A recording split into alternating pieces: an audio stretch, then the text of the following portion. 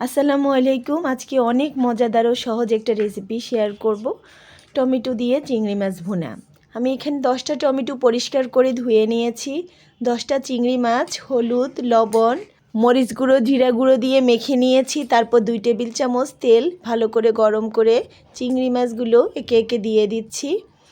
এক পাশ ভালো করে হয়ে গেলে আবার আরেক পাশ করে উল্টে দিব। চিংড়ি মাছগুলো অতিরিক্ত ভাজবো না, কিছুটা ভাজি হয়ে গেলেই তুলে নিব।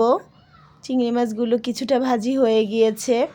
এখানে টমেটো, রসুন, পেঁয়াজ, কাঁচামরিচ সব কিছু কুটে নিয়েছি।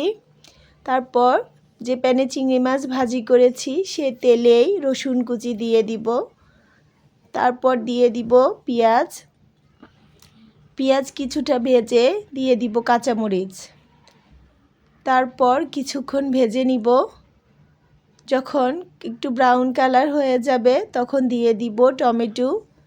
দিয়ে দিয়েছি 1 টেবিল চামচ লবণ। এবার নেড়ে নেড়ে ভাজতে থাকব। যখন ভাজি করতে করতে কিছুটা নরম হয়ে যাবে এই পর্যায়ে দিয়ে দিব চিংড়ি মাছ। তারপর নেড়ে নেড়ে আবার ভাজবো। 10 মিনিট পর ধনিয়া পাতা দিয়ে দিব। ধনিয়া পাতা দিয়ে কিছুক্ষণ আবার ভেজে তারপর নামিয়ে নিব। এইভাবে টমেটো দিয়ে চিংড়ি মাছ ভাজি করলে খেতে অনেক বেশি মজা হয় গরম ভাতের সাথে। দেখেন কতটা লোভনীয় হয়েছে। যখনই রান্না করবেন সবাই পছন্দ করবে। অবশ্যই বাসায় তৈরি করবেন, কমেন্ট করে জানাবেন ভিডিওটি কেমন হয়েছে।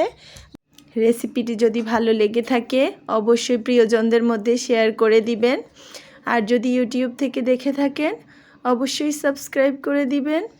সবাই ভালো থাকবেন, সুস্থ থাকবেন। আজকের জন্য এখানে বিদায় নিচ্ছি। আল্লাহ হাফেজ।